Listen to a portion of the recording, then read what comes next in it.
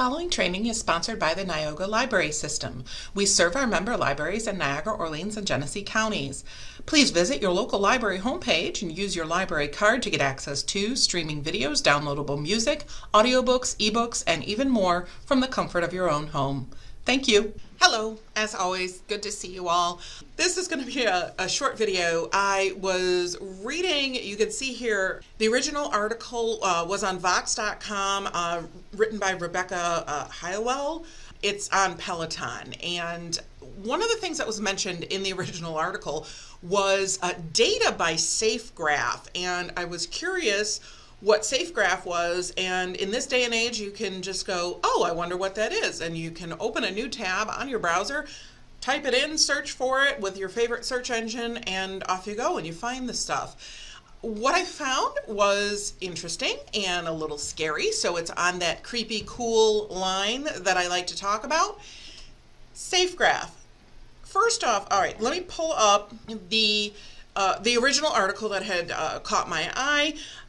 Peloton's problems aren't just Peloton's, and you can see here the author, the website, and as it goes through here. So I was reading along, and they go into a bunch of different issues and things on the site, but it talks here about, right in here, but Peloton's demise also coincides with a trend in more people working out like they used to do at gyms, and demand for in-person fitness classes and gym membership has rebounded, while Google searches for home gym equipment overall have continued to fall since their high in March of 2020. Foot traffic to gyms. Okay, here it is, if you listen to nothing else. Foot traffic to gyms has now returned to the same levels as January of 2020, according to data from SafeGraph, a geospatial data company. My question was, what is a geospatial data company? Now, I already know that, I have an Android phone. I know Google knows almost everything there is to know about me. Good golly. Facebook already knows a whole ton of stuff about me. It's just, but reading this, I was like, okay, so what is SafeGraph? So, like I said, I just pulled up another tab, and I actually searched for SafeGraph, and again, the links will be in the description and all of that. And okay, well, here it is. And this is all, it's legal, it's fine, it's not, it's very cool in that you can get a lot of data from a lot of different places, and it's very creepy because these companies might know more about you than you know about you. Okay.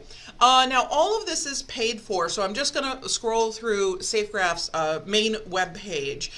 You can see there's a bunch of places that use SafeGraph data, and they talk about POI, which is points of interest. So I want to keep that in mind. POI, they use that a lot, points of interest. So they talk about points of interest, POI data sources.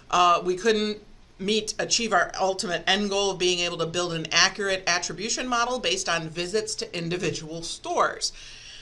And now this is, it's here. Here's this points of interest, over 1 million POIs, data on location, category, brand, latitude and longitude, open and closed information, all of that information on a place's data set, so the stores.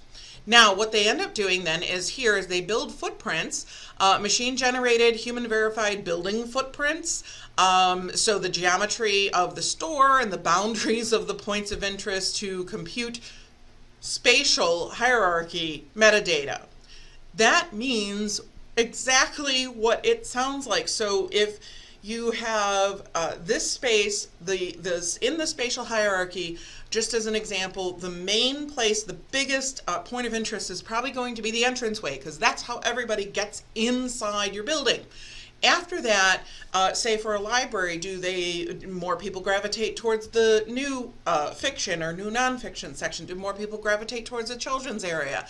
And then once they get in there, where do they go once they're inside that particular department? This is how far the data can go down, and it does. Trust me, it does. Okay, and they talk about foot traffic. So that's exactly what I was just talking about. Understand consumer behavior with verified foot traffic data to specific POIs or census block groups. This is actually, now what they are talking about here is not inside the building. Okay, so let me back up a step from my creepy factor there. They are talking about, as you can see, and this is actually really well done. The website is very easy to understand. It's easy to see what they're talking about, and it's easy to correct yourself when you're wrong. Just when the people actually go into the building and then leave the building. So they use census block groups as well, that data. We just had the census in 2020. They use that data as well to calibrate their data sets here. You can choose, as a business or library or whatnot, you can enrich your point of interest data with aggregated transaction data. So SafeGraph Spend, you can buy that particular product, enables you to see how and when people are spending their money at specific mapped locations. Okay.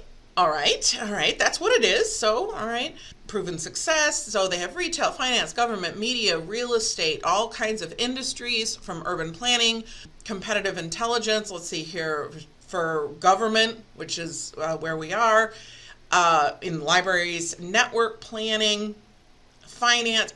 It's all of these. So they have all of this information, and you can link it into your existing workflows and get started. Again, you can schedule a demo. It does say try for free.